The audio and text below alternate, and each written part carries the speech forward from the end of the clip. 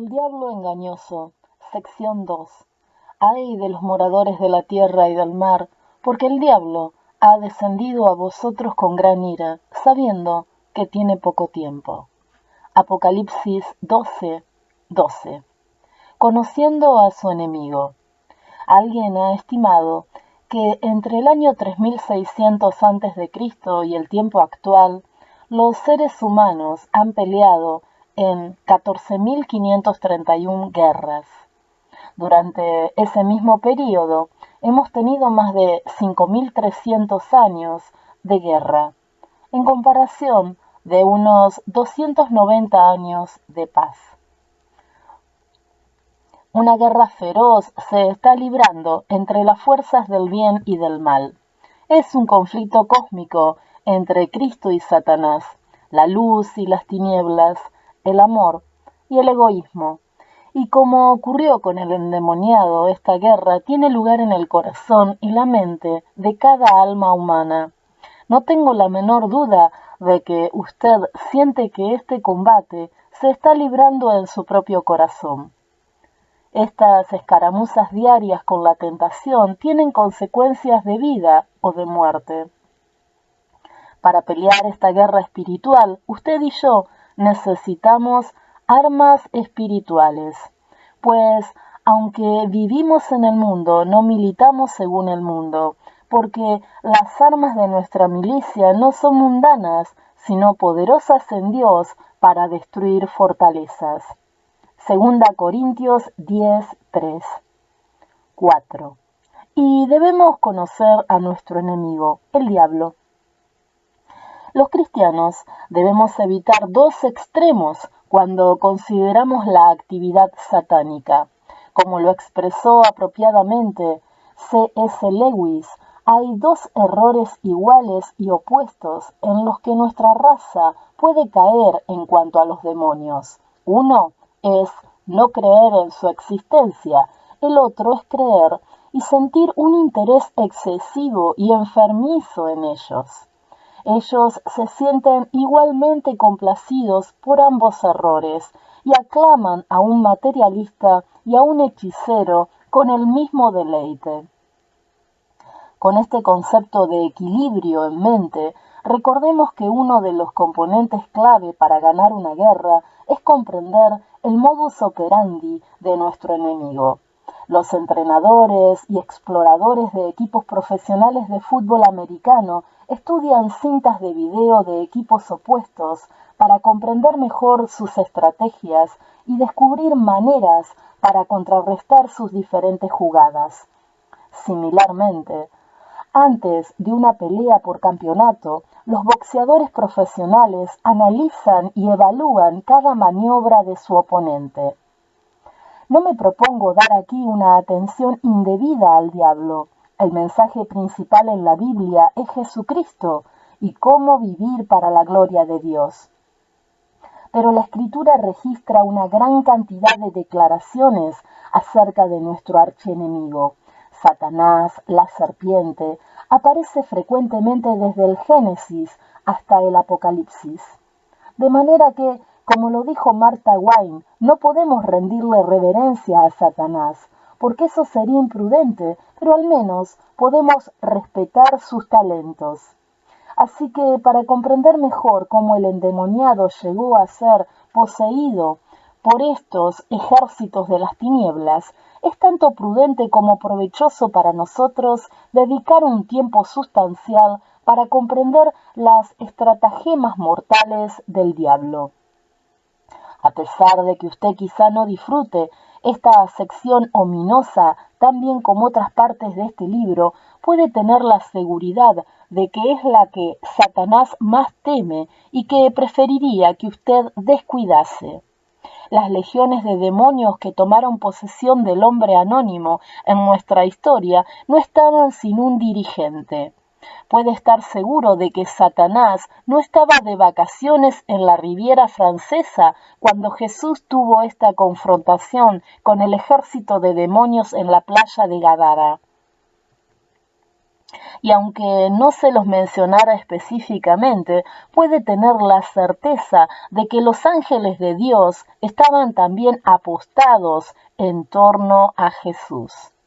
En otras palabras, la guerra que comenzó en el cielo continuó aquí en la tierra con las mismas fuerzas principales.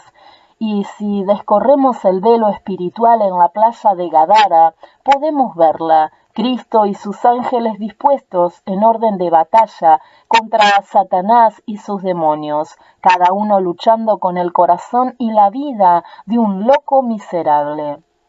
Porque no tenemos lucha contra sangre y carne, sino contra principados, contra potestades, contra dominadores de este mundo de tinieblas, contra malos espíritus de los aires. Efesios 6:12. Cuando captamos esta vislumbre de lo que estaba sucediendo en el ámbito espiritual, podemos ver claramente que esta batalla es solo un microcosmo de la batalla mayor entre el bien y el mal que comenzó en el cielo. El origen del pecado. Si usted alguna vez se encuentra perdido en el bosque, haría bien en tratar de desandar sus pasos hasta el punto donde se perdió. De la misma manera, antes de que podamos realmente entender cómo el endemoniado llegó a ser el anfitrión de una legión de demonios indeseables, necesitamos preguntarnos, ¿de dónde vino el diablo? ¿Nuestro Dios perfecto y santo creó un diablo defectuoso y malvado? Por supuesto que no. Más bien Dios hizo un ángel espléndido y perfecto llamado Lucifer, que era la más poderosa y hermosa de las criaturas de Dios, el más encumbrado y brillante de todos los ángeles del cielo. Tú eras el sello de la perfección, lleno de sabiduría y acabado de hermosura. Ezequiel 28:12. Pero debido a que Lucifer tomó una serie de decisiones perversamente egoístas, se convirtió en un diablo. Impulsado por el orgullo, escogió llegar a ser un enemigo de Dios. Note cómo la Escritura describe a Lucifer, que ahora es llamado Satanás.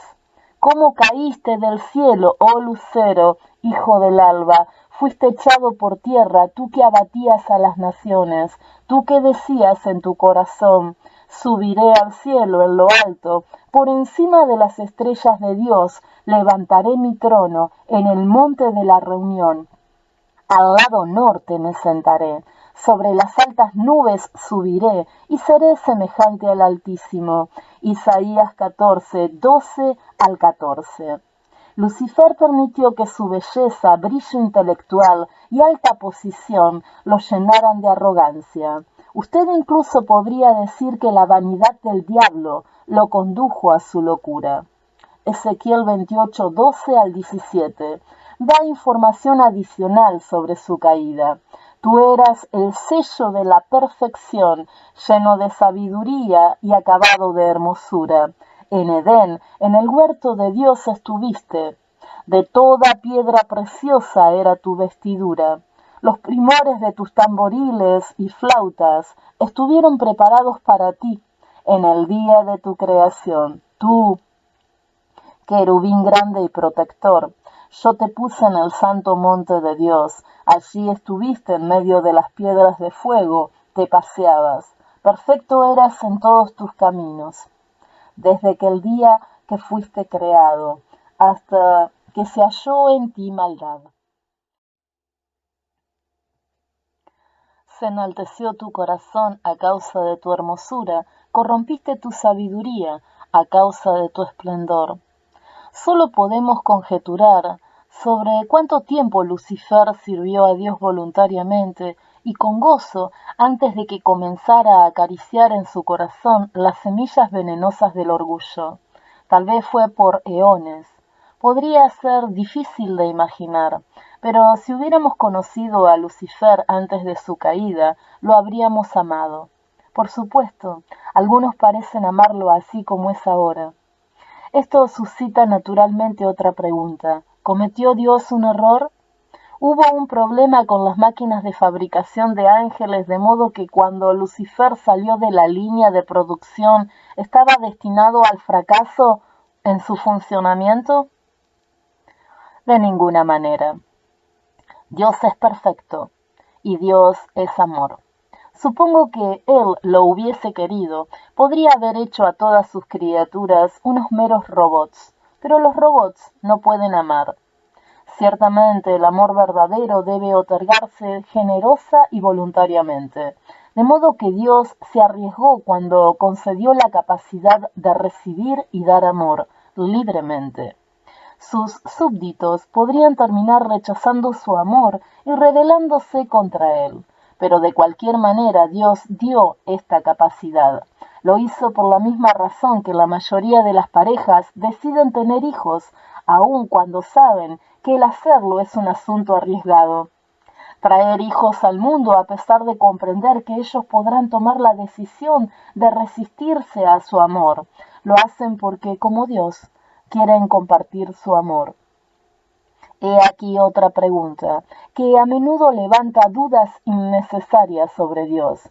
Si Él es todopoderoso, ¿por qué sencillamente no vaporizó al ángel descarriado cuando comenzó su revuelta? Dios le permitió a Lucifer realizar su rebelión por varias razones. Primero, ayudó a resolver cualquier pregunta potencial sobre el libre albedrío que Dios les dio a sus criaturas inteligentes. Ahora nadie puede decir que Dios obliga a seres conscientes a hacer algo contra su voluntad. Son libres para elegir su propio camino. Segundo, si Dios destruía inmediatamente a Lucifer, esto podría haber despertado en los demás ángeles serias dudas sobre el amor y el gobierno divino, particularmente en aquellos que podrían haberse preguntado si Satanás realmente sabía algo que Dios no les estaba diciendo a los otros ángeles. Dios, con su sabiduría y amor, le está permitiendo al diablo que demuestre su posición, permitiendo con esto que todo el universo vea los terribles resultados. Tercero, sería doloroso para un Dios amante saber que sus hijos le obedecen solo por un temor horrible de ser exterminados. Como cualquier buen padre, él quiere que sus hijos e hijas le obedezcan con un amor voluntario y con buenas razones antes que por coacción y temor. Notablemente, a pesar de la paciencia y la bondad de Dios, Lucifer rehusó arrepentirse. En cambio, ideó una rebelión tan artera que se las ingenió para reclutar a una tercera parte de todos los ángeles para que se uniesen a su guerra malvada contra su Creador. Eventualmente Dios expulsó del cielo a Lucifer y a sus seguidores, ahora llamados diablos y demonios. Hubo una gran batalla en el cielo. Miguel y sus ángeles luchaban contra el dragón, y luchaban el dragón y sus ángeles, pero no prevalecieron, ni se halló ya lugar para ellos en el cielo, y fue lanzado fuera el gran dragón, la serpiente antigua, que se llama Diablo y Satanás, al cual engaña al mundo entero. Fue arrojado a la tierra y sus ángeles fueron arrojados con él. Apocalipsis 12, 7 al 9. Caído, pero brillante. Las mujeres famosas de Hollywood, especialmente las estrellas de películas de un perfil encumbrado, parecen que son instantáneamente reconocibles en público. Nos preguntamos cómo pueden hacer las cosas comunes, como ir al supermercado sin ser abrumadas por fanáticos demasiado celosos. La mayoría de ellas se las arreglan lo más bien. ¿Cómo? Tienen un simple truco. Cuando no usan maquillaje ni peinados modernos, la mayoría de las personas no las reconocen. El público se ha familiarizado tanto con la ilusión fascinante pero imaginaria de quienes son estas personas que las estrellas de la vida real pueden circular entre las multitudes sin ser detectadas. Lucifer tiene una estrategia similar. Satanás se disfraza como ángel de luz, Segunda Corintios 11:14. Satanás se deleita cuando la gente lo representa en su aspecto dramatizado. Usted lo conoce, la criatura repulsiva, roja, con alas de murciélago, que es parte hombre y parte bestia. Le encanta ser pintado como teniendo pezuñas hendidas, orejas puntiagudas y una larga cola puntiaguda. Y no olvide la barba de chivo o ese tridente que se supone que usa para atizar los fuegos del infierno. Nada podría distar más de la verdad. Ciertamente tales conceptos necios vienen de una mezcla de mitología griega y de arte medieval, y tales disparates de ninguna manera pueden encontrarse en la escritura. Como lo muestran las citas anteriores de Isaías y Ezequiel, la Biblia describe a Satanás como un ángel brillante, altamente atractivo, con una habilidad sobrenatural para comunicarse. Cuando comprendemos que estas características se combinan con sus designios diabólicos, nos damos cuenta que debemos ser muy cautelosos. Satanás es un enemigo de Dios que se ha autoproclamado como tal y cuyo objetivo es difamar su carácter y capturar su reino. También lo desprecia a usted y a sus amados y tiene planes para destruirlo, porque él sabe cuánto Dios lo aprecia a usted. Esa es la razón por la cual la historia del endemoniado demuestra tan bien que nuestra única esperanza consiste en colocar nuestras vidas bajo el cuidado protector de nuestro poderoso Salvador, orando fervientemente por su dirección.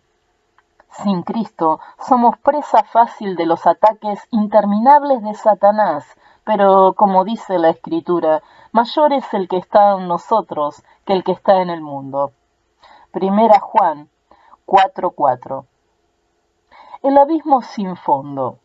La primera vez que recorrí las famosas cavernas de Carisbab en Nuevo México, nuestro guía nos condujo junto a un pozo profundo que parece replegarse a una oscuridad sin fin. Se lo llama afectuosamente el abismo sin fondo. Por supuesto, no es realmente sin fondo. En realidad, el fondo se encuentra solo a unos 50 metros de profundidad.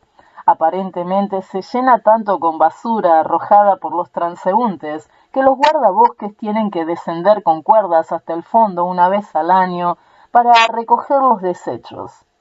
La Biblia habla de un abismo sin fondo porque Satanás será encarcelado durante 1000 años. El apóstol San Juan escribió: vi a un ángel que descendía del cielo con la llave del abismo y una gran cadena en la mano, y prendió al dragón, la serpiente antigua, que es el diablo, y Satanás, y lo ató por 1000 años, y lo arrojó al abismo, y lo encerró, y puso su sello sobre él, para que no engañase más a las naciones hasta que fuesen cumplidos 1000 años, y después de esto debe ser desatado por un poco de tiempo. Apocalipsis 20, 1 al 3. Esta profecía encontrará su cumplimiento inmediatamente después de la segunda venida de Jesús. Habla de una suerte que hace temblar a cada demonio. La expresión bíblica abismo es una transliteración de la palabra griega abusos. Esta palabra también aparece en la historia del endemoniado. Allí los demonios le rogaron a Jesús que no los mandase al abismo. Lucas 8:31. ¿Qué es entonces este abismo que los demonios temen? Es un símbolo. Nadie puede escapar de un abismo sin fondo. El abismo entonces representa la condición en que se encontrarán Lucifer y sus ángeles cuando sean atados en la tierra durante el milenio, los 1000 años acerca de los cuales nos habla Apocalipsis 20. Durante ese tiempo no habrá nadie vivo en la tierra para que los demonios lo tienten. Aquellos que han aceptado la salvación de Dios habrán sido llevados al cielo y los pecadores impenitentes habrán muerto en la segunda venida de Jesús. Ver 1 Tesalonicenses 4, 16, 17, Apocalipsis 19, 18, 21. Durante este extenso período, Satanás y sus secuaces estarán encadenados en la oscuridad, atados por las circunstancias de no tener a quien tentar o manipular. La Escritura dice que Dios no usará de clemencia con los ángeles que pecaron, sino que los entregará a prisiones de oscuridad para ser reservados al juicio. Segunda Pedro 2:4. Judas 6. No tener nada que hacer es el tormento perfecto para los demonios que trabajan en forma incesante, razón por la cual los demonios que poseían al endemoniado estaban tan perturbados, y clamaron diciendo: ¿Qué tienes con nosotros, Jesús, hijos de Dios? ¿Has venido acá para atormentarnos antes de tiempo? Mateo 8:29. Estaban preocupados de que Jesús los encadenase antes de que el programa de Dios realmente lo demande, según está revelado en la Biblia. Note también esto: la gente a menudo trata a otros en la manera que siente que ellos deberían ser tratados. Jesús dijo: cuando el espíritu inmundo sale del hombre, anda por lugares secos, buscando reposo. Lucas 11:24. Esta sequedad es un símbolo de la ausencia del Espíritu de Dios, razón por la cual David dijo: los rebeldes habitan en tierra seca. Salmo 68:6. Tal vez Satanás y los demonios tuvieron encadenado a este hombre porque saben que el resultado final para ellos será terminar en un lugar seco y desolado, desprovisto de Dios. Prenderán al impío sus propias iniquidades, y retenido será con las cuerdas de su pecado. Proverbios 5:22. Fobia a la serpiente. 4 veces en un año, la compañía de equipos de aire acondicionado de John Fredwell en Dallas fue víctima de robo. De modo que Fredwell fue a la caza de serpientes en Oklahoma y trajo lo que podría ser el máximo recurso en materia de protección contra ladrones: 7 serpientes cascabel.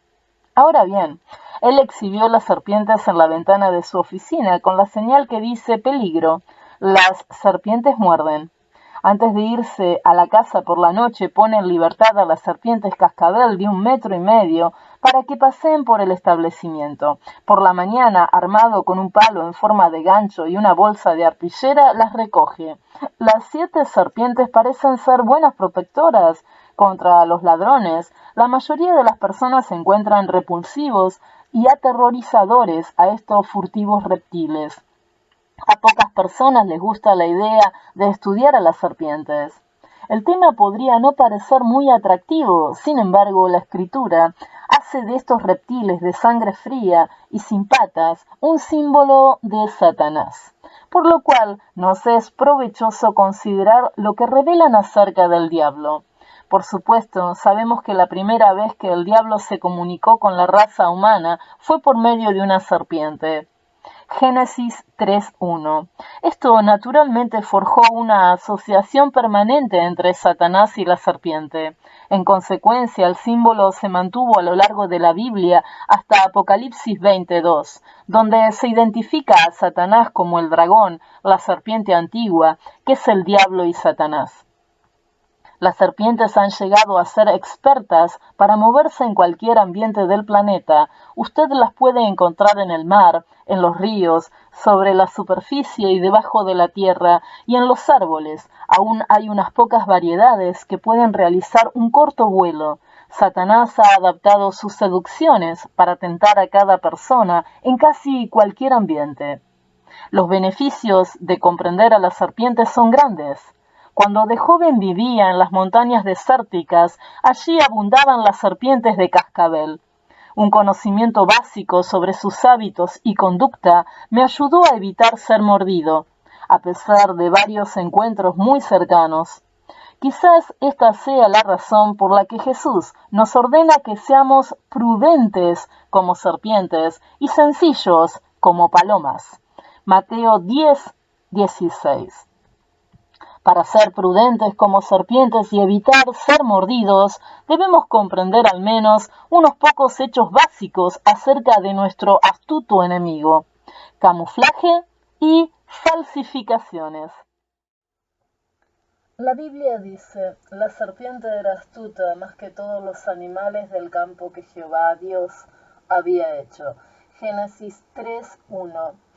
Las serpientes son las máximas expertas en camuflaje, ya sea ocultándose en el pasto o enrollándose en las ramas de un árbol. Son maestras en confundirse con el escenario circundante, a fin de no ser detectadas.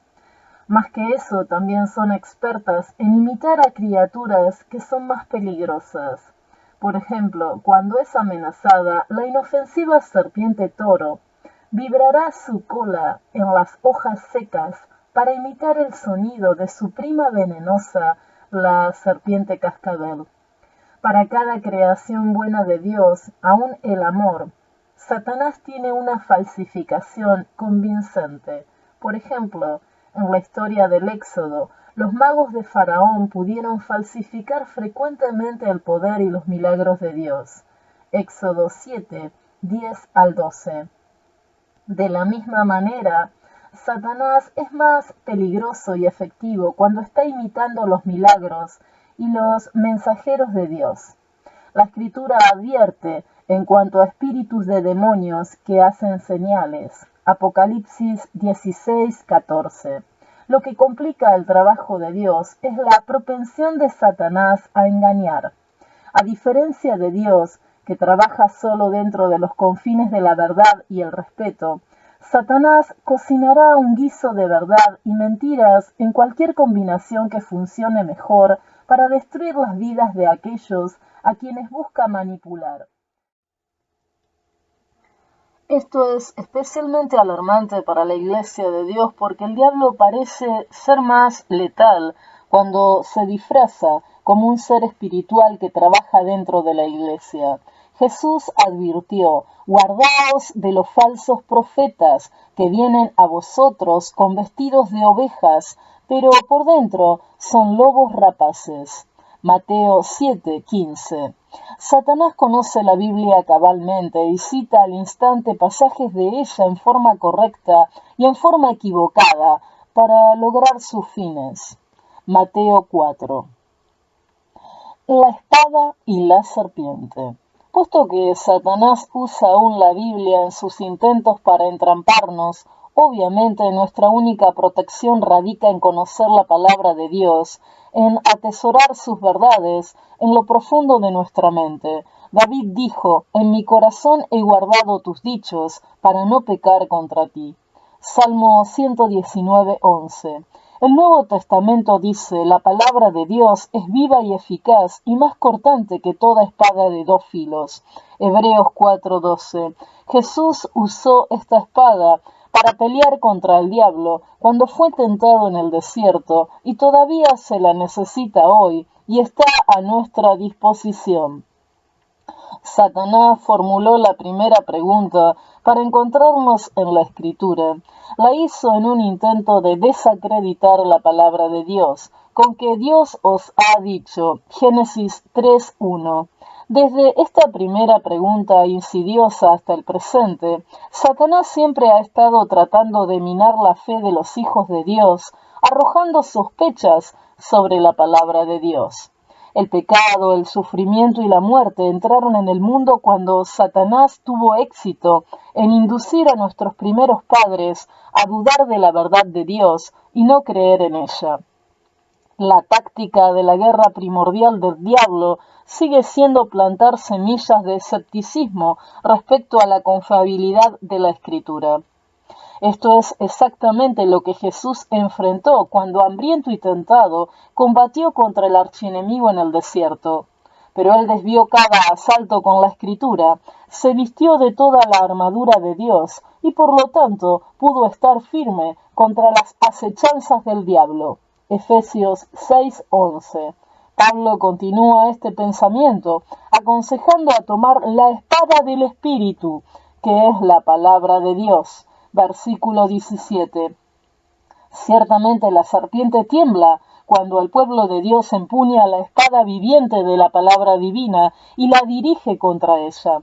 Los hijos de Dios reciben la victoria cuando claman y creen en las promesas poderosas de la palabra. para que por ellas lleguemos a participar de la naturaleza divina y nos libremos de la corrupción que está en el mundo por causa de los malos deseos. Segunda Pedro 1:4. Cada serpiente puede ser vencida.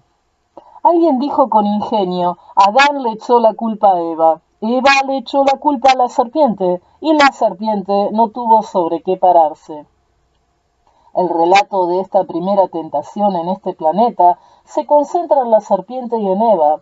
Correspondientemente encontramos que la primera profecía describe una batalla constante entre la mujer, que en última instancia representa a la Iglesia de Dios, y la serpiente, ver Génesis 3, 14, 15. Esta profecía promete la victoria final de la simiente de la mujer, el Salvador venidero, que mataría a la serpiente. En el versículo 15, Dios, hablando a la serpiente, dice: Y pondré enemistad entre ti y la mujer, y entre tu simiente y la simiente suya. Esta te herirá en la cabeza, y tú le herirás en el calcañar. Note que la serpiente muerde el calcañar o talón de la simiente de la mujer, no uno de los dedos del pie. El talón es la parte posterior del pie, la parte más baja del cuerpo. Satanás nos alcanza desde atrás, cuando estamos en nuestro punto más bajo. Vino a tentar a Jesús cuando él estaba débil y cansado después de 40 días de ayuno. Las buenas nuevas son que Satanás solo logra herir el talón de Cristo y de la Iglesia, la que rengueando continúa adelante a pesar de la herida. Por otra parte, la serpiente recibe una herida mortal en la cabeza, lo que asegura la victoria final de Jesús sobre el diablo. Cuando el Señor comisionó a Moisés que regresase a Egipto y condujese a su pueblo a la libertad, le dio una señal extraña. Dios le dijo que tomara su vara de pastor y la echase en tierra. Y él la echó en tierra y se hizo una culebra. Y Moisés huía de ella. Entonces dijo Jehová a Moisés: Extiende tu mano y tómala por la cola. Y él extendió su mano y la tomó, y se volvió vara en su mano. Éxodo 4:3. 4. En la Biblia, una vara es símbolo de poder y protección. Ver Apocalipsis 12:5, Salmo 23:4. El cambio de la vara de Moisés en una serpiente le indicó a Moisés que Dios lo protegía y le daría poder sobre las fuerzas del maligno cuando se aventurase a ir al nido de serpientes del palacio de Faraón. Dios ha prometido ese mismo poder a todos sus hijos que procuran trabajar con Jesús para liberar a otros de la esclavitud de Satanás. Jesús confirmó esto: He aquí os doy potestad de hollar serpientes y escorpiones, y sobre toda fuerza del enemigo, y nada os dañará. Lucas 10:19. Veremos más sobre este tema en la siguiente sección. Serpientes voladoras. Docenas de culturas tienen leyendas y tradiciones sobre serpientes voladoras o dragones. Pueden verse en todo el mundo en esculturas y obras de arte antiguas. Las fábulas a menudo tienen sus raíces en algún elemento de verdad. Por ejemplo, hay una serpiente en los bosques tropicales muy densos que puede saltar desde un árbol, aplastar su caja torácica y planear una corta distancia. Algo como lo que hace una ardilla voladora. Además de este ejemplo moderno, muchos comentadores bíblicos creen que en un tiempo las serpientes tenían alas y podían volar. El registro fósil está lleno de ejemplos de reptiles voladores, como el pterodáctilo que vivió antes del diluvio. Más aún, la Biblia misma alude a la existencia de serpientes voladoras. Una profecía dice: una víbora saldrá de la raíz de la serpiente, su fruto será una serpiente voladora. Isaías 14:29. Génesis 3:14 explica por qué no vemos actualmente serpientes voladoras de este tipo. Y Jehová Dios dijo a la serpiente: Por cuanto esto hiciste, maldita serás entre todas las bestias y entre todos los animales del campo. Sobre tu pecho andarás, y polvo comerás todos los días de tu vida. Si parte del castigo de la serpiente por tentar a Eva fue que desde entonces deba andar sobre su vientre, es claro que antes de la maldición se impulsaba diferentemente. Se llama a Satanás el príncipe de la potestad del aire. Efesios 2:2. Así como la maldición puso en tierra a la serpiente, las alas del mismo Lucifer fueron cortadas cuando fue arrojado a la tierra. Ver Apocalipsis 12. Más aún, debido a que las serpientes no dependen de la energía procedente del alimento para generar el calor del cuerpo, pueden sobrevivir en base a una dieta extremadamente magra. Algunas esperan meses entre una comida y otra, y unas pocas sobreviven comiendo una sola comida abundante, apenas una o dos veces al año. En forma semejante, Satanás ha perfeccionado el arte de esperar pacientemente que su presa relaje la guardia, de modo que pueda devorarla. No es sabio jugar con las serpientes. Un joven en Orlando, Florida, casi fue muerto por su propia anaconda que tenía en su casa. Había tenido la serpiente durante muchos años y siempre se había sentido tranquilo permitiendo que la criatura se enrollase alrededor de sus brazos y cuello. De alguna manera, sin embargo, no había notado que lo que en un tiempo había sido una novedad manejable de 1,80 metros de largo, se había convertido en un monstruo de casi 5 metros. Cierto día, mientras este joven estaba demostrando a sus amigos la confianza que tenía en su animal doméstico, la serpiente constrictora comenzó a apretar su cuello y su pecho. Después de una lucha desesperada, los amigos del hombre y su madre, provista de un cuchillo, pudieron forzar a la criatura a soltar a su presa. El joven apenas sobrevivió. Algunas personas se han convencido a sí mismas que es seguro comunicarse con Satanás, o aún debatir con el diablo. Sin embargo, la suerte de Eva cuando cayó en las manos del enemigo ilustra muy bien que ese es un gran error. Nunca deberíamos jugar con la tentación. Aún el más pequeño de los pecados puede ser mortal. Cuando dependemos de nuestra propia sabiduría, en absoluto podemos hacerle frente al genio maligno de la gran serpiente. Pero mediante Cristo podemos pisotear la cabeza de esta serpiente siniestra. Jesús estaba hablando de este poder sobre el maligno cuando dijo: estas señales seguirán a los que creen. En mi nombre tomarán en las manos serpientes. Marcos 16, 17, 18. Algunos pastores engañados han interpretado este pasaje para significar que los cristianos debieran actuar como encantadores de serpientes, que debieran probar su fe manipulando serpientes cascabeles u otras serpientes venenosas.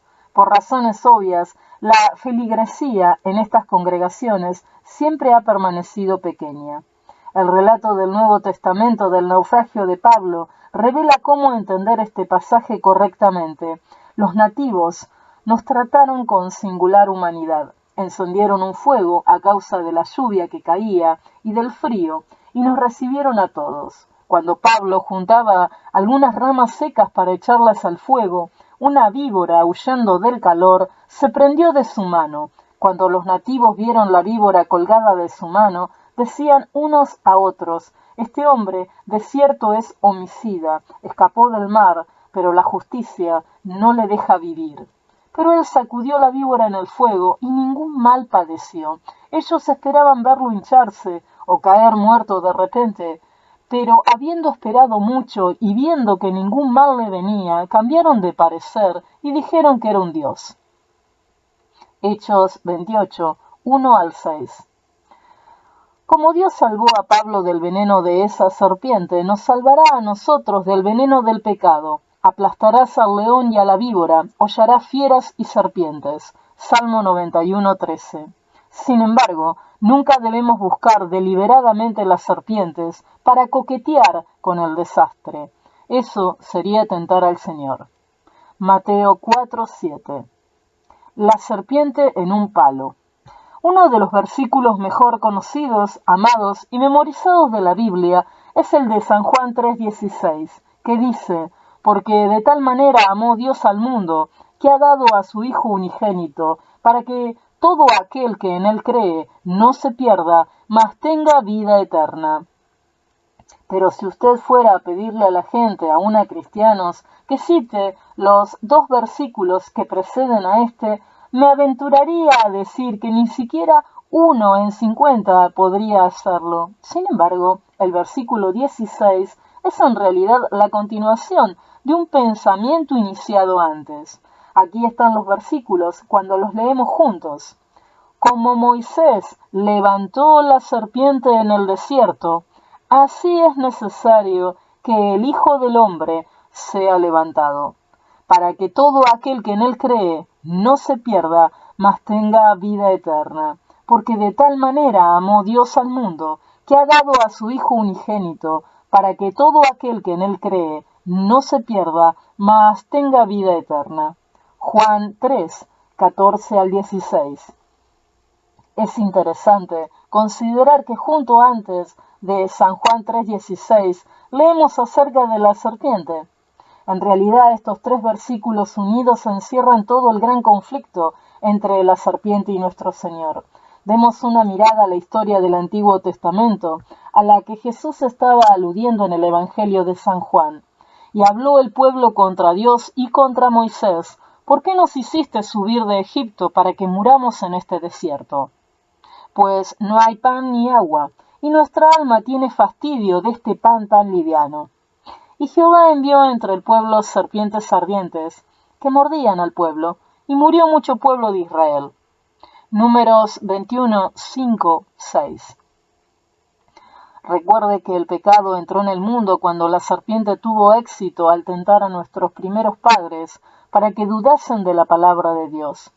En esta historia, después que los hijos de Israel rechazaron el pan de Dios, un símbolo de Jesús y de la palabra, las serpientes los mordieron. Sigamos leyendo. Entonces el pueblo vino a Moisés y dijo: hemos pecado por haber hablado contra Jehová y contra ti. Ruega a Jehová que quite de nosotros estas serpientes. Y Moisés oró por el pueblo. Y Jehová dijo a Moisés: hazte una serpiente ardiente y ponla sobre un asta, y cualquiera que fuere mordido y mirare a ella, vivirá. Y Moisés hizo una serpiente de bronce, y la puso sobre un asta, y cuando alguna serpiente mordía a alguno, miraba a la serpiente de bronce, y vivía. Números 21, 7 al 9. Para una nación de pastores de ganado, esta serpiente levantada en un poste servía como un símbolo vigoroso que cada uno de ellos entendía bien. Las serpientes son una amenaza mortal para las ovejas y las cabras. Podría ser que un perro sobreviviese a la mordedura de una serpiente cascabel sin la posibilidad de ningún tratamiento especializado, pero las ovejas y las cabras son mucho más frágiles. Esta es una de las razones por la que los pastores deben llevar una vara. Por lo tanto, para los judíos, una serpiente en un palo simbolizaba vívidamente a una serpiente derrotada. Además de esto, sin embargo, el símbolo tenía un significado profético mucho más rico. Todos los que hayan existido alguna vez en la tierra han sentido la mordedura mortal de la serpiente antigua que se llama Diablo y Satanás. Apocalipsis 12:9. Los efectos fatales del pecado pueden eliminarse tan solo mediante lo provisto por Dios. Los israelitas salvaban su vida mirando la serpiente levantada en el desierto. Aquella mirada implicaba fe. Vivían porque creían la palabra de Dios y confiaban en los medios provistos para su restablecimiento. Así también puede el pecador mirar a Cristo y vivir. Recibe el perdón por medio de la fe en el sacrificio expiatorio. En contraste con el símbolo inerte e inanimado, Cristo tiene poder y virtud en sí para curar al pecador arrepentido. En síntesis, como dijo Jesús: y yo, si fuere levantado de la tierra, a todos atraeré a mí mismo. Juan 12:32. Un libro muy amado y bien respetado sobre la vida de Cristo dice: el pueblo sabía muy bien que en sí misma la serpiente no tenía poder de ayudarle era un símbolo de Cristo, así como la imagen de la serpiente destructora fue alzada para sanar al pueblo, un ser en semejanza de carne de pecado, Romanos 8:3, iba a ser el redentor de la humanidad. Como dice San Juan 12:32, cuando miramos a Jesús en la cruz, somos atraídos a Él por su amor hacia nosotros. Cuando con fe contemplamos el sacrificio de nuestro Redentor por nosotros, somos salvados de la picadura de la serpiente, y el poder de su veneno es neutralizado precisamente como afirma la historia de los judíos. Note que en la historia bíblica Dios no sacó las serpientes, en cambio proveyó el remedio. Mientras estemos en este mundo siempre tendremos que contender con el diablo. Sin embargo, en la sangre de Jesús, Dios nos ha provisto un contraveneno en abundancia para que nos salve de la mordedura de la serpiente. Cuando Jesús estaba en la cruz, aunque esa antigua serpiente, el diablo, hirió dolorosamente su talón, él aplastó mortalmente la cabeza de la serpiente golpeándola con la vara de Isaí. Ver Isaías 11:1. En el Museo Topkapi, en Estambul, Turquía, una copa muy preciosa está colocada en un lugar prominente. Una serpiente de oro está suspendida en el mismo centro de la copa. Se halla decorada con ojos de rubíes y colmillos de diamante. Su boca está abierta y parece como que está lista para atacar. Cuando la copa se llena de vino, el líquido rojo oculta a la serpiente, pero cuando el vino se bebe, la serpiente con su aspecto amenazante se revela. Cuando Jesús vino a morir por nosotros, rehuyó el pensamiento de llevar nuestro pecado y de experimentar la separación del Padre que esto acarrearía. Es por esto que oró, Padre mío, si es posible, pase de mí esta copa, pero no sea como yo quiero, sino como tú. Mateo 26:39. Luego, humillándose a sí mismo, Jesús bebió la copa del pecado hasta las heces. Y mientras estuvo levantado en la cruz, la serpiente, que había estado disfrutando cada latigazo e insulto que Jesús sufrió, atacó con toda su venganza diabólica. Sin embargo, Jesús lo soportó todo. Dijes o amuletos. Todas las serpientes son criaturas de sangre fría, que dependen de fuentes externas para el calor y el frío. Tienen también sangre fría hacia su descendencia. Después que las serpientes bebés nacen o salen del cascarón, los padres generalmente las abandonan. En algunos casos hasta las devoran. Satanás tiene aproximadamente el mismo nivel de calor, compasión y lealtad hacia aquellos que le sirven. Es la síntesis despiadada y cruel del mal. La serpiente de bronce que Moisés fundió y elevó en un palo, de algún modo, pudo sobrevivir todo el peregrinaje y las batallas de los israelitas por más de 700 años. La mayoría de las naciones paganas circunvecinas adoraban a serpientes como diosas de fertilidad y poder místico, y con el tiempo los israelitas comenzaron a imitar a sus vecinos. Pronto estaban tratando la reliquia de bronce que representaba el perdón de Dios como una deidad en sí misma. Segunda de Reyes 18, 3 y 4. Como estos antiguos israelitas, millones de almas alrededor del mundo hoy día están adorando inadvertidamente a la serpiente mientras piensan que están adorando al Señor. Lenta e inconscientemente se están dejando seducir por una idolatría rastrera. Más aún, muchos cristianos han adoptado tristemente esta misma práctica, tratando el símbolo de la cruz en forma muy semejante a como los antiguos judíos consideraron a la serpiente de bronce. Sin embargo, así como los israelitas no debían adorar a la serpiente en el palo, nosotros no debemos inclinarnos u orar ante una cruz. Tampoco se nos ordena que hagamos la señal de la cruz sobre nuestra persona. Ciertamente No hay un poder o una virtud mística en esta imagen de un antiguo implemento de tortura. Jesús dijo a sus discípulos: si alguno quiere venir en pos de mí, niéguese a sí mismo y tome su cruz y sígame. Mateo 16:24. Él estaba ordenando a sus seguidores a llevar la cruz, no a usar la cruz en su vestuario. El libro de Apocalipsis dice que somos salvos no por la cruz, sino por la sangre de Jesús. Lo que Pablo y los apóstoles exaltaron fue la cruz como un recordativo del amor y el sacrificio de Jesús, no el repugnante instrumento de tortura en sí. Se humilló a sí mismo, haciéndose obediente hasta la muerte y muerte de cruz. Filipenses 2:8. Por tanto, aquello en lo que los cristianos deberían concentrarse es en la redención provista en la cruz. Hebreos 12:2 lo dice perfectamente. Fijemos la mirada en Jesús, el iniciador y perfeccionador de nuestra fe, quien por el gozo que le esperaba soportó la cruz, menospreciando la vergüenza que ella significaba. Hebreos 12:2.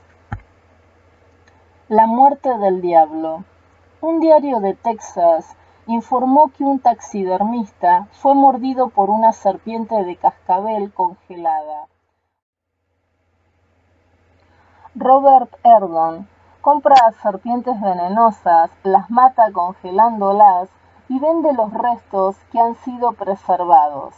Generalmente les cubre la boca con una cinta antes de empezar a abrirlas con un cuchillo, pero esta vez aparentemente dejó de hacerlo. Por lo tanto, nuevamente resultó cierta la advertencia: nunca suponga que una serpiente venenosa está muerta. Algunas personas se han preguntado: si Jesús derrotó a Satanás en la crucifixión, ¿por qué todavía vemos y sentimos tanta evidencia de su actividad maligna?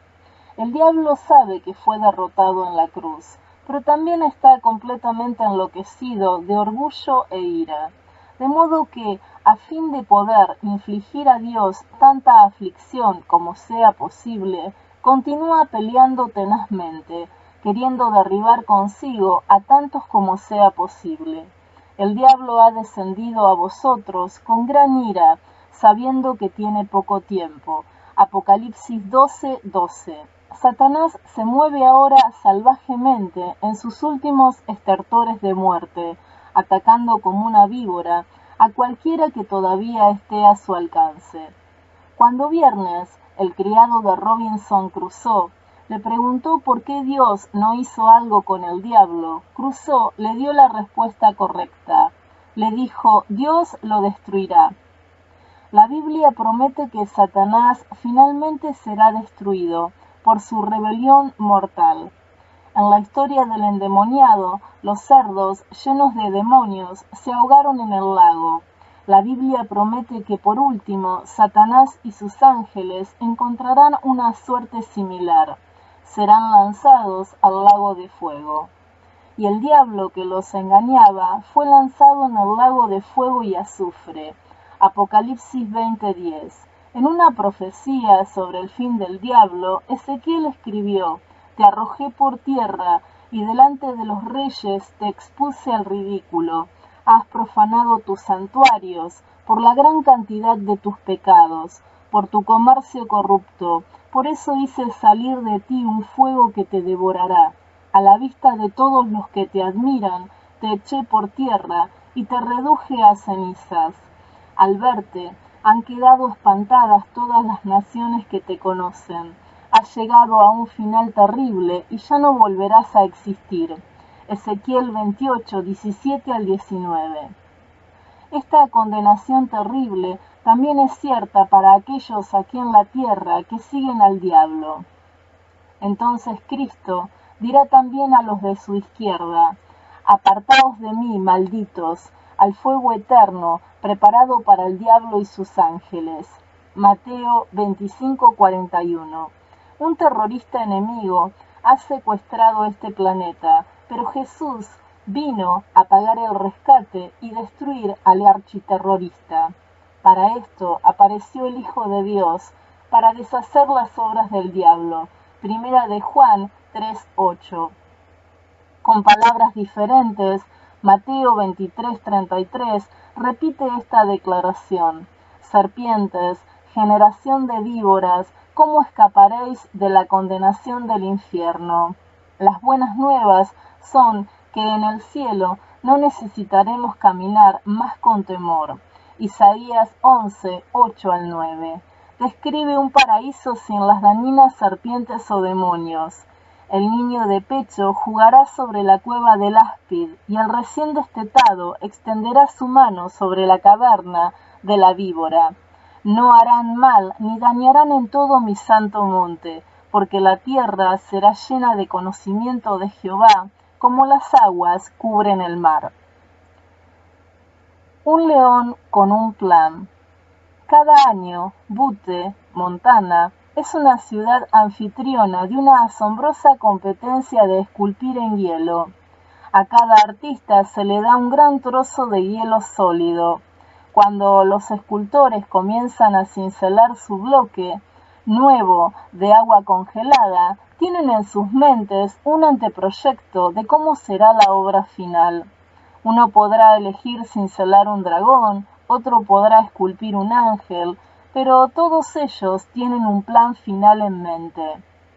La Biblia no se satisface con identificar a Satanás con una serpiente, también compara sus tácticas a las de un león. Sed sobrios y velad, porque vuestro adversario el diablo, como león rugiente, anda alrededor buscando a quien devorar. Primera de Pedro 5:8. Los leones usan astucia y distracciones para capturar a su presa. Al igual que el diablo, se lanzan repentina e inesperadamente sobre sus víctimas y no les preocupa en absoluto el sufrimiento de su presa.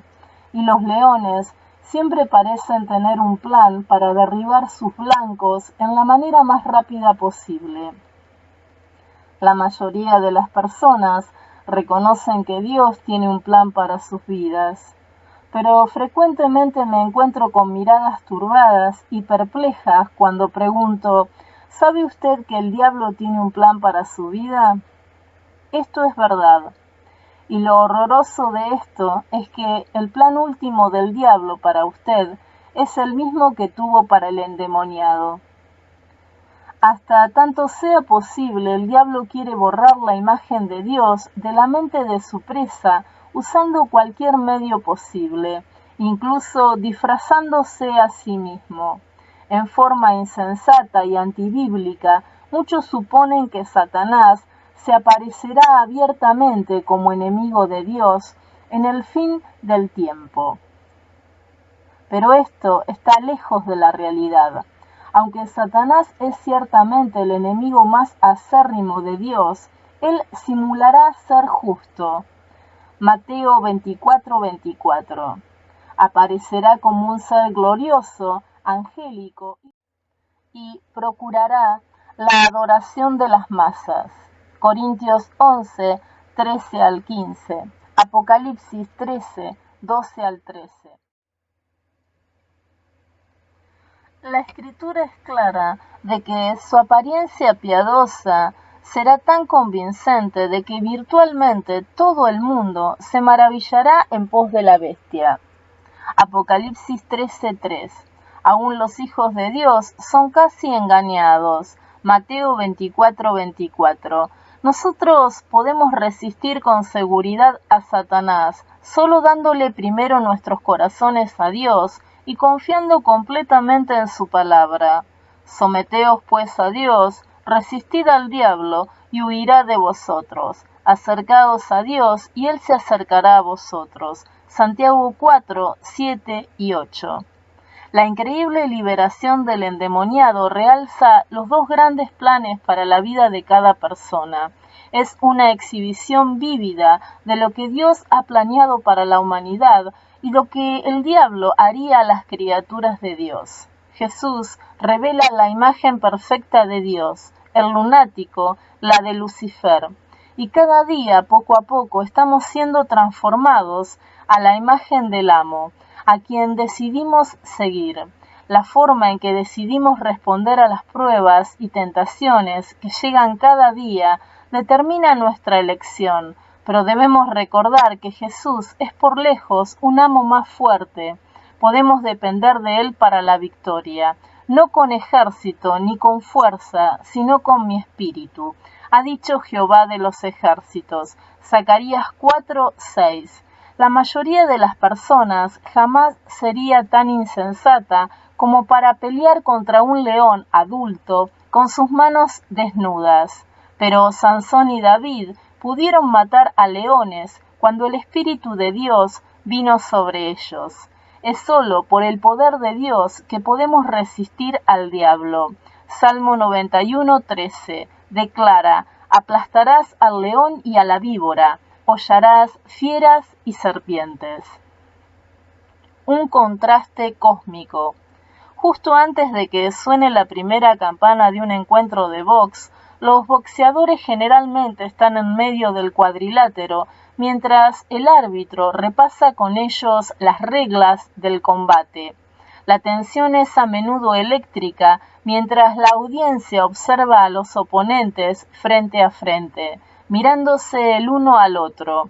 A veces uno de ellos lanza miradas llenas de ira o hace resplandecer una sonrisa sarcástica, mientras que otros exudan una confianza serena y consciente.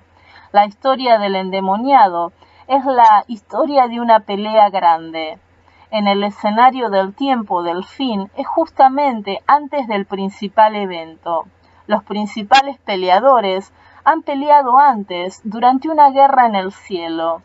Esta es una revancha cósmica en el cuadrilátero, aislado junto a la playa en la tierra.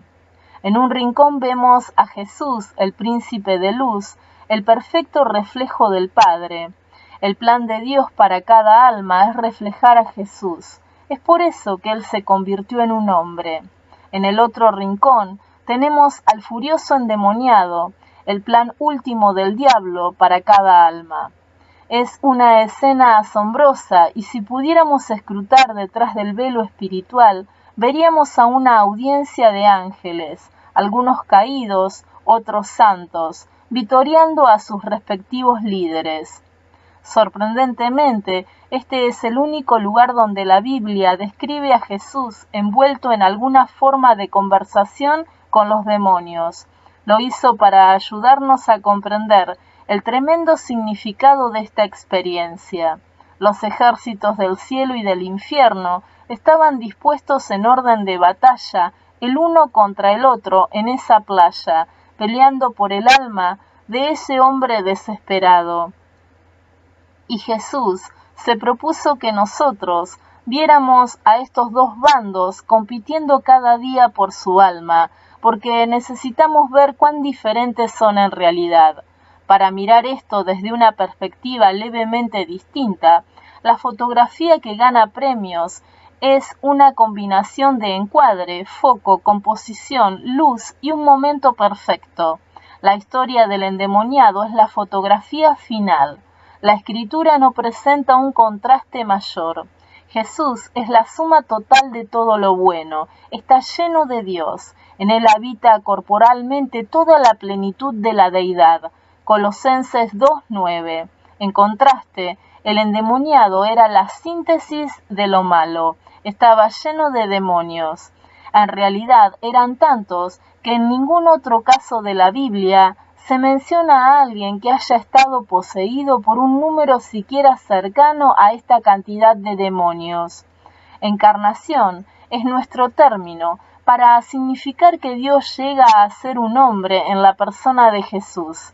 El endemoniado es el ser que vemos en la Biblia que más se aproxima a la encarnación de Satanás, de modo que en esta historia tenemos una foto aislada y momentánea de Dios convirtiéndose en un hombre para salvar a un hombre que había llegado a ser un demonio. También puede decirse que estos dos dirigentes representan los árboles en el jardín del Edén. Jesús era el árbol de vida y el diablo, en la forma del endemoniado, era el árbol de la muerte. Estos dos árboles producen dos tipos diferentes de fruto. Al comer del árbol de Jesús, llenamos nuestras vidas con el plan de Dios y adoptamos la mente de Jesús. Caminamos en sus pasos, hacemos sus buenas obras y disfrutamos el fruto del Espíritu, que es amor, gozo, paz, paciencia, benignidad, bondad, fe, mansedumbre, templanza. Gálatas 5, 22, 23. Filipenses 2:5, Juan 20:21, Primera de Pedro 2:21, Primera de Juan 2:6.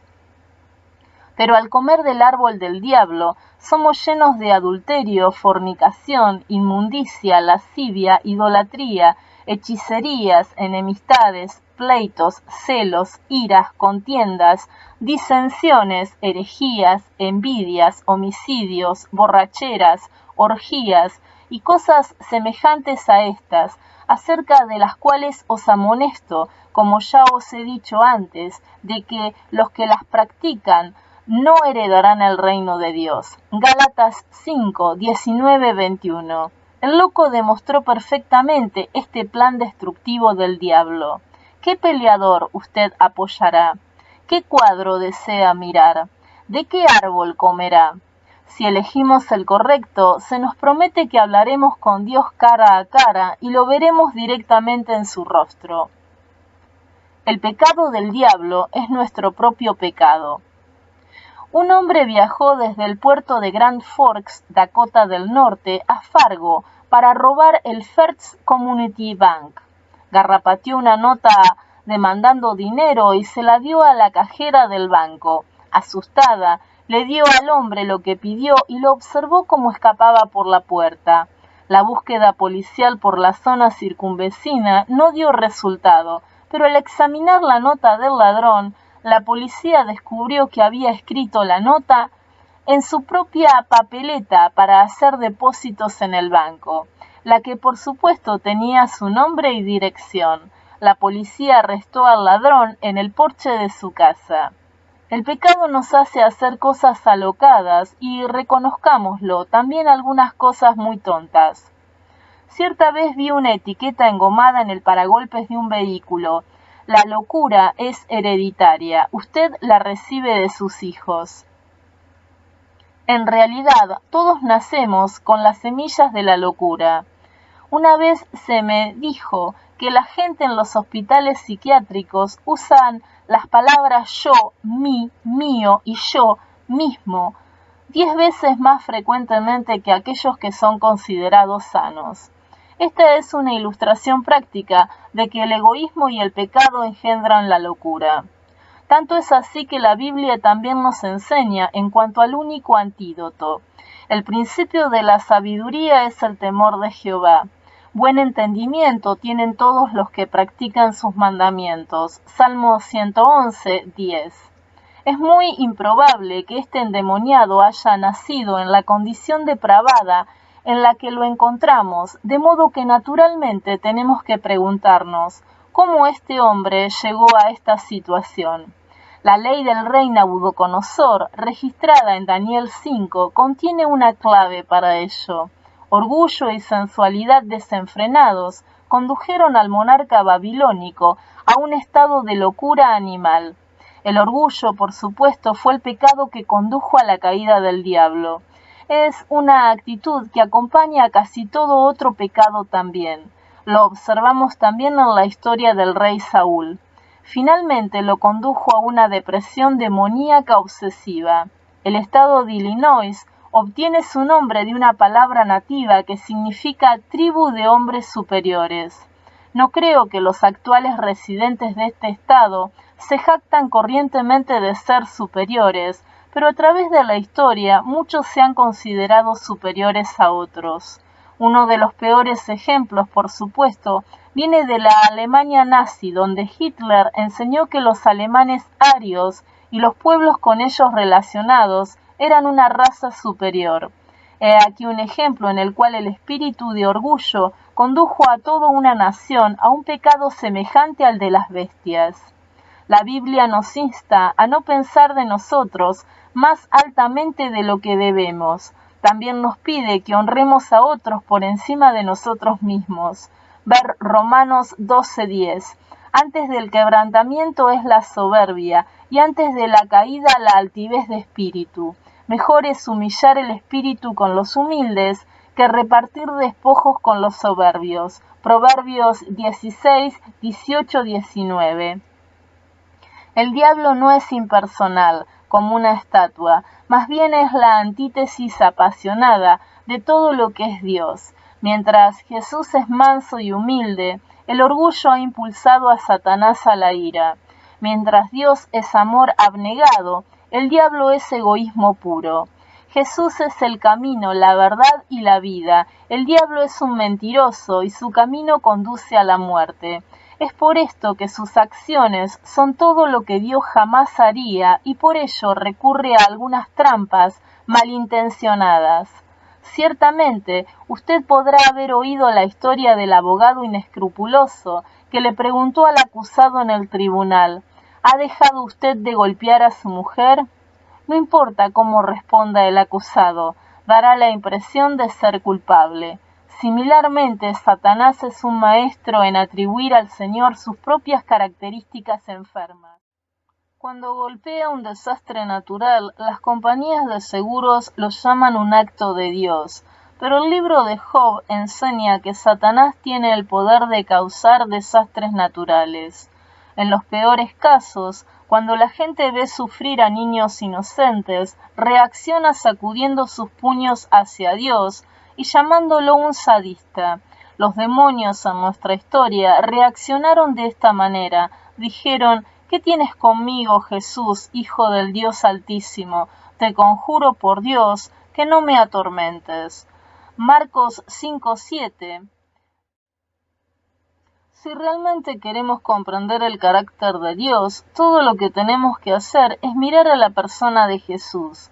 Él dijo: el que me ha visto a mí, ha visto al Padre. Juan 14:9. Al contemplarlo, al observar sus caminos humildes, más a menudo nos negaremos a estas pasiones egoístas que nos atraen a la senda del diablo, la senda que nos revela su influencia y posesión. 3 pasos fáciles para la posesión demoníaca. El tema de los demonios y la posesión demoníaca les parece algo fantástico y supersticioso a los norteamericanos sofisticados y modernos.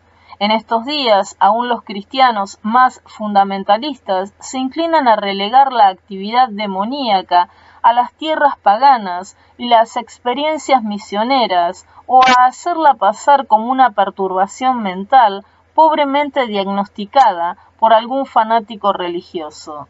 Sin embargo, los cristianos que creen en la Biblia siempre han aceptado la noción de los demonios y su actividad de alcance mundial.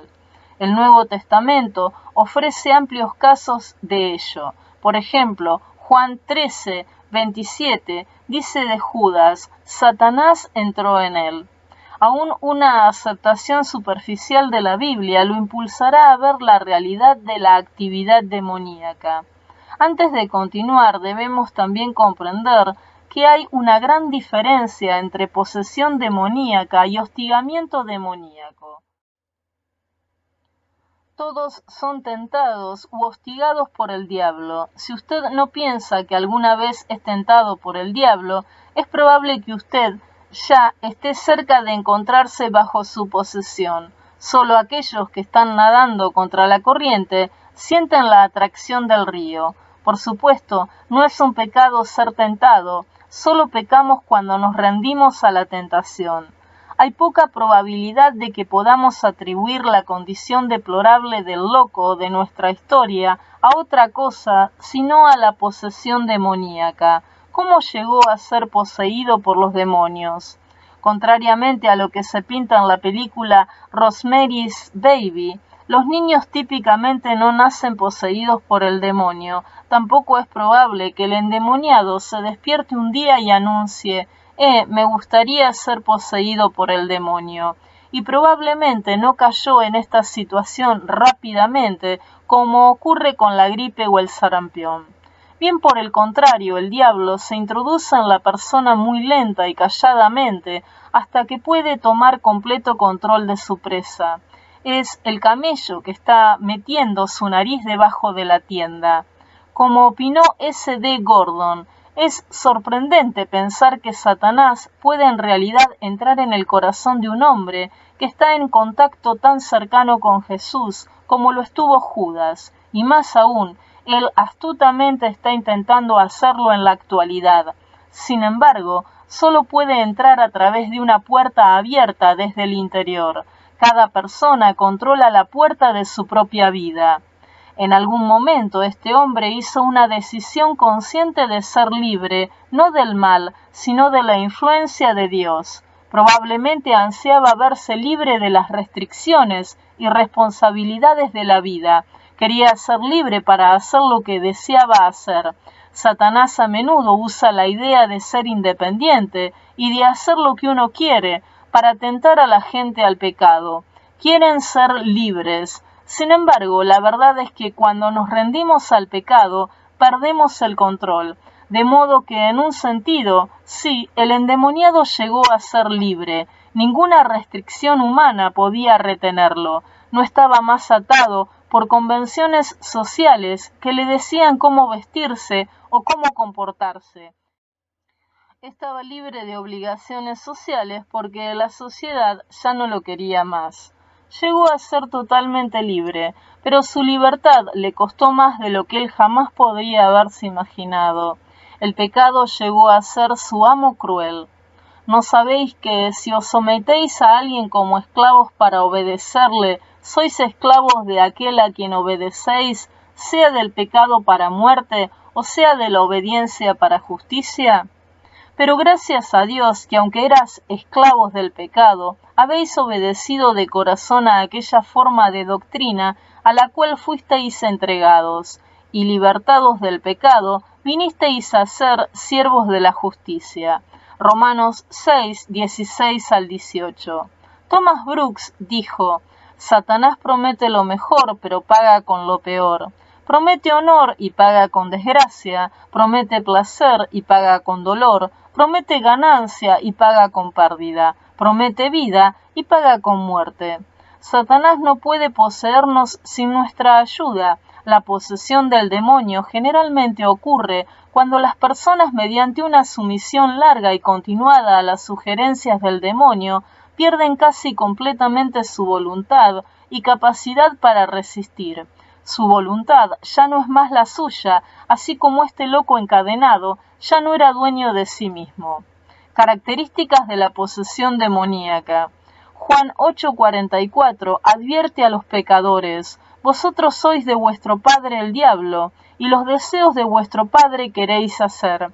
Él ha sido homicida desde el principio, y no ha permanecido en la verdad, porque no hay verdad en él. Cuando habla mentira, de suyo habla, porque es mentiroso y padre de mentira. ¿Podemos reconocer fácilmente a una persona que está poseída por el demonio? Obviamente, sería difícil para una persona ocultar la posesión de 6.000 demonios, pero me estremezco al considerar cuántas personas podríamos encontrar día tras día que están poseídas por uno o dos o siquiera una docena de demonios, todo el tiempo arreglándoselas para mezclarse con los demás, sin ser diagnosticadas en medio de la sociedad corriente. Hay algunas señales reveladoras ante las cuales podemos tener cautela. A menudo aquellos que están luchando con la posesión demoníaca llevan consigo una nube oscura, deprimente, que contamina a todos los que la rodean. Usted casi puede decirlo cuando entra en una habitación. Es como si su atmósfera tenebrosa es contagiosa. Pero hay varios indicadores más tangibles y el endemoniado de nuestra historia muestra muchas de estas características prominentes. Cambio radical de la personalidad. El antes y después de la vida del endemoniado revela que en un tiempo fue una persona totalmente diferente. Esto muestra que su misma identidad e individualidad fueron tragadas por los demonios que estaban dentro de él. Aquellos que han presenciado una posesión demoníaca a menudo informan que cada demonio parece tener su propia personalidad distinta y que el individuo poseído frecuentemente manifiesta las diversas personalidades del demonio o los demonios que lo poseen. El endemoniado debe haber demostrado una amplia serie de las personalidades repulsivas que estaban pugnando por el dominio de sus sentidos. Conducta antisocial. La conducta del loco era obviamente antisocial, lo que explica por qué estaba viviendo en la soledad remota de las tumbas. Claramente carecía de toda habilidad social. En muchos casos, este síntoma de la posesión demoníaca podría incluir lujuria o conducta sexualmente explícita. No vestía ropa. Discernimiento espiritual. El hombre poseído por los demonios también mostraba una insólita profundidad de discernimiento espiritual. Reconoció que Jesús era Dios antes de que Jesús hablase. Este discernimiento estaba obviamente más allá de cualquier capacidad espiritual humana. Los demonios también tienen un conocimiento intuitivo de su inminente condenación. ¿Has venido acá para atormentarnos antes de tiempo? Fuerza sobrenatural. Los medios normales de confinamiento humano no podían controlar al endemoniado. Ninguna cadena era suficientemente fuerte, rompía los grillos como si fuesen cuerdas. Otros lugares de la escritura también asocian la fuerza sobrehumana con la posesión demoníaca. Hechos 19:16. Tormento. El precio de la posesión es muy alto. Aquellos que caen víctima de los demonios a menudo sufren constante tormento. Tal fue el caso del endemoniado. Marcos 5:5. Sus gritos inhumanos horrorizaban a la gente del lugar. Aquellos poseídos por los demonios también podrían barbotear incoherentemente. Lanzó un gran grito. Tendencia hacia la autodestrucción. Otros indicadores de la posesión demoníaca es el deseo de dañarse a uno mismo, hiriéndose con piedras. Otros endemoniados descritos en la escritura mostraban inclinación a la autodestrucción, a menudo acompañada por ataques histéricos y convulsiones. Marcos 9:17-29. El ahogamiento de los cerdos demuestra dramáticamente los deseos autodestructivos de los demonios. También vemos esto manifestado en el fin de Judas. Recuerde, la Escritura dice que en la última cena Satanás entró en él. Lucas 22:3. Y arrojando las piezas de plata en el templo, salió y fue y se ahorcó. Mateo 27:5. La preocupación con la muerte. Los poseídos por demonios frecuentemente tienen una preocupación mórbida por la muerte y sus adornos.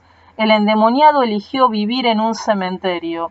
De modo semejante en nuestra cultura actual, la gente fácilmente llega a ser adicta a la música rock con temas suicidas. Con frecuencia se visten con ropa negra y realzan su persona con lápiz labial y esmalte de uñas de color negro o de sangre. A menudo usan también joyas o tatuajes que representan calaveras y otras imágenes propias de los cementerios. Echando espíritus tercos. Después que el evangelista por televisión, Jimmy Swaggart, fue sorprendido en un escándalo moral, desafió las órdenes de las asambleas de Dios de abstenerse de predicar por un año y someterse a consejería. En cambio, aseguró al público que estaba libre de defecto moral. Dijo que Oral Roberts ya había echado los demonios de su cuerpo por teléfono. Roberts confirmó el informe insistiendo que su amigo tenía demonios que habían clavado sus uñas profundamente en su carne. Ahora que los villanos se habían ido, aseguraba Swaggart, y Roberts, el evangelista, podría seguir preparando el camino para el regreso de Cristo. Pero de acuerdo con los informes de los medios de comunicación, solo unos pocos meses más tarde, Swaggart fue sorprendido en Palm Springs con una prostituta en su automóvil, el cual estaba cubierto de revistas pornográficas. Debo avanzar cuidadosamente mientras me aventuro a considerar el importante tema de la expulsión de los demonios. No quiero dejarle la impresión de que hay alguna fórmula sencilla de 3 pasos. Sería bueno si un médico pudiera prescribir una píldora que eliminase todos los demonios que están dentro, como la medicina que mata las lombrices en un perro. Pero la expulsión de demonios no es algo para ser considerado livianamente. Ciertamente implica más que decir unas pocas palabras místicas por teléfono. Soy muy receloso de los cristianos que pretenden tener un ministerio de exorcismo especial, porque no encuentro ninguna evidencia en la Biblia de que uno de los dones del Espíritu sea el de expulsar demonios. Sin embargo, la Biblia enseña claramente que en casos de posesión demoníaca, los siervos de Dios, mediante el poder divino, pueden echar fuera a los demonios. No podemos competir con estos enemigos espirituales, pero en el poder de nuestro Señor podemos resistir firmes aún contra legiones de ellos.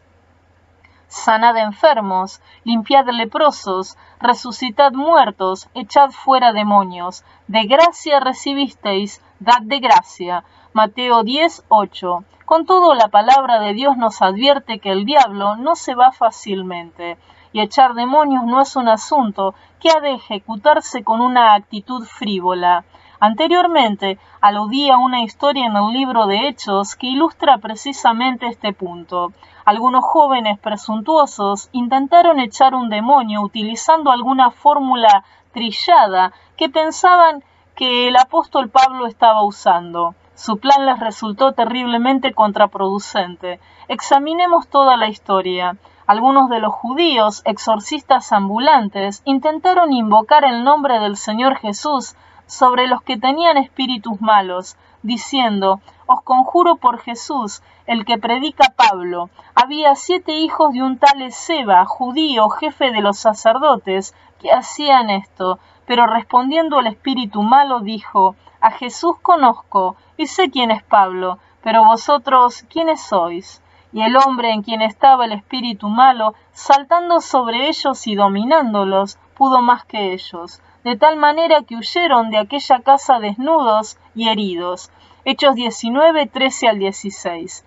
Satanás se aferra tenazmente a sus víctimas. La historia del Éxodo nos cuenta que Moisés, como Jesús, vino para salvar a su pueblo de la esclavitud.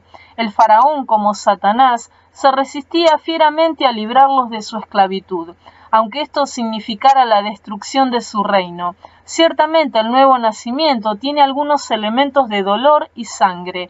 La liberación de la tiranía a menudo requiere sacrificio y lucha, ya sea el nacimiento de una nación o de un alma individual que está siendo liberada de los grilletes del pecado.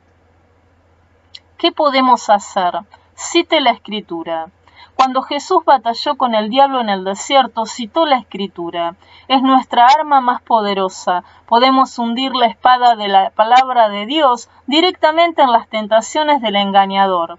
Fue frecuentemente en el contexto de la predicación que Jesús echó los demonios y predicaba en las sinagogas de ellos en toda Galilea y echaba fuera los demonios. Marcos 1:39. Anime a aquellos que están afligidos por este azote que lean la Biblia y que si pueden asistan a los servicios religiosos donde se proclama la palabra. Incluso usted podría leerles la Escritura en voz alta.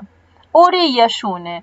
Cierta vez un padre trajo a su hijo a Jesús y se quejó en cuanto a un demonio que poseía a su hijo. Donde quiera que le toma le sacude y echa espumarajos y cruje los dientes y se va secando. Y dije a tus discípulos que lo echasen fuera y no pudieron. Marcos 9:18. Jesús respondió: este género con nada puede salir sino con oración y ayuno. Marcos 9:29. Podría requerir varias sesiones o aún días de oración especial y de ayuno para ver a un alma liberada. No se dé por vencido fácilmente, puede estar seguro de que el diablo no lo hará.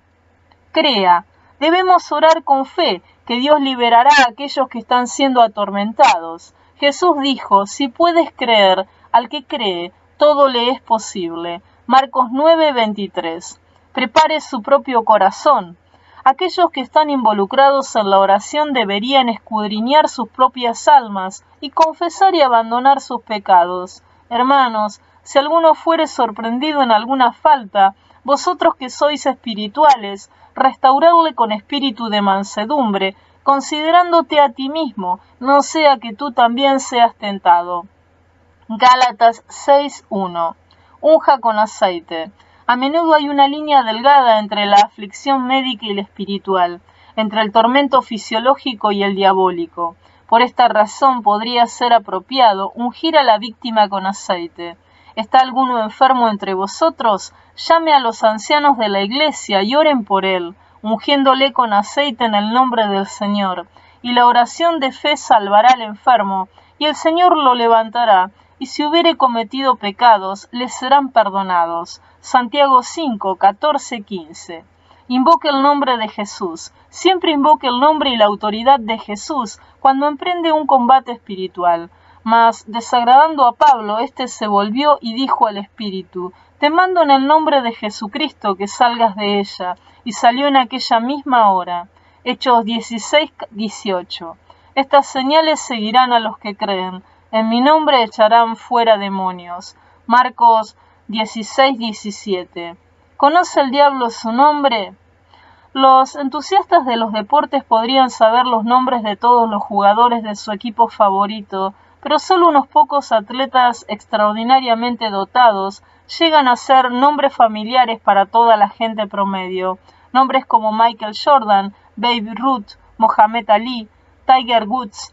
Durante la Segunda Guerra Mundial, cada soldado japonés reconocía el nombre del general Douglas MacArthur. Esto también es cierto en el ámbito espiritual. Donde quiera que iba, durante su ministerio terrenal, los demonios que encontraba siempre sabían quién era. Había en la sinagoga de ellos un hombre con espíritu inmundo que dio voces diciendo: «Ah, ¿qué tienes con nosotros, Jesús Nazareno? ¿Has venido para destruirnos? Sé quién eres, el Santo de Dios». Marcos 1, 23, 24. En otra ocasión se nos dice que sanó a muchos que estaban enfermos de diversas enfermedades y echó fuera muchos demonios. Y no dejaba hablar a los demonios porque le conocían. Marcos 1, 34. Este conocimiento es comprensible. Después de todo, en un tiempo Jesús había sido su comandante celestial. Dios, por supuesto, es omnisciente. Él conoce todas las cosas, conoce incluso más que meramente nuestros nombres. Él conoce el mismo número de cabellos que tenemos en nuestra cabeza. El diablo, por otra parte, no conoce todo. Sin embargo, está familiarizado con ciertas personas porque considera su reputación piadosa y su conducta como una amenaza. Un ejemplo perfecto de esto es Job, que evidentemente era una espina grande en el costado del diablo. La Escritura nos narra: «Y Jehová dijo a Satanás: ¿No has considerado a mi siervo Job, que no hay otro como él en la tierra, varón perfecto y recto, temeroso de Dios y apartado del mal?» Job 1:8. El diablo respondió que estaba bien familiarizado con Job, y usted puede estar seguro de que el diablo también conocía los nombres de Moisés, Noé, Daniel y David. Y los enemigos de Dios conocían bien a Pablo. A Jesús conozco y sé quién es Pablo, pero vosotros, ¿quiénes sois? Hechos 19:15. ¿Conoce el diablo quién es usted? Es una pregunta inquietante, pero digna de considerar. Estoy seguro de que incluso podría hacerlo estremecer, porque nadie quiere atraer la atención diabólica de Lucifer. Con todo, ¿no quisiéramos vivir una vida que alarme al enemigo? Someto a consideración de los lectores la afirmación de que cuando consagramos nuestras vidas a Dios y vivimos de esta manera, llegamos a ser una amenaza para el diablo. Ya sea que nos guste o no, somos todos jugadores en un campo de fútbol cósmico, rodeados por los ángeles de Dios y de Satanás, todos observando desde sus asientos en el estadio. Los ángeles de Dios ciertamente aclaman nuestras victorias y los demonios obviamente las abuchean. Y cuando anunciamos públicamente nuestra fe en las promesas de Cristo, nuestros nombres son proclamados por el sistema de sonido cósmico. Os digo que todo aquel que me confesare delante de los hombres, también el Hijo del Hombre le confesará delante de los ángeles de Dios. Lucas 12:8. Por otra parte, cuando negamos a Cristo mediante nuestras palabras y conducta, los demonios vitorean mientras los ángeles de Dios agachan sus cabezas y pliegan sus alas en desesperación. El que me negare a Jesús delante de los hombres será negado delante de los ángeles de Dios. Lucas 12:9. Por lo tanto, pelee valientemente por la victoria en el campo de la vida, para que su maestro pueda decir con una sonrisa luminosa: bien, buen siervo y fiel. Mateo 25-23. En la próxima sección veremos cómo el Señor le ayudará a hacer todo esto y más.